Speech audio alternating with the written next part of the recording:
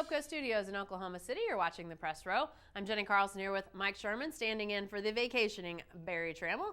We are brought to you by Papa John's Pizza. You can go online right now and order your pizza at papajohns.com. Time for our 5 and 5 segment. 5 topics, about a minute each for 5 minutes. Let's get right to it. Lots of college football talk, and start with this one, Mike. OU's starting quarterback for the bowl game will be?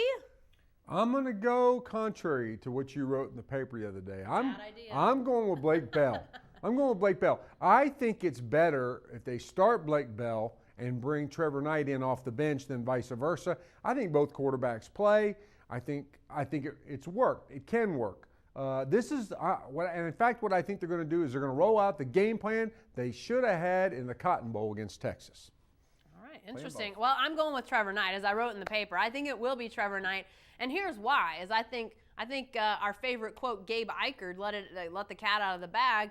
I asked him about Alabama's defense and areas where he felt like they might be vulnerable. And he said, you know what, we've been watching a lot of the Auburn game, and it looks like they got what they wanted on zone reads. And the light bulb went off in my head, and I said, you know what, if that's what they're focusing on, seems like to me Trevor Knight's the guy to run the zone read best. Now, I'm not saying Blake Bell might not have a chance against Alabama, but I like the zone read quarterbacks against Alabama. Gabe Ikard, giving away state secrets. Love you, Gabe. Yep, thanks, Gabe.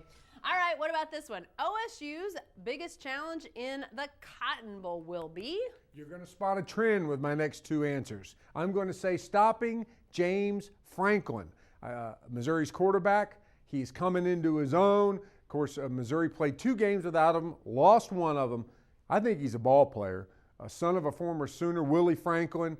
James Franklin, stopping him. He's got the run-pass option. I think that's always a trick, and I think OSU and everybody has difficulty with that kind of quarterback. No doubt about that. But I'm going to say their biggest challenge is going to be the biggest guys on Missouri's offense, and that's their wide receivers. They have got some gigantic guys at wide receiver, 6'5", 6'6" type of guys.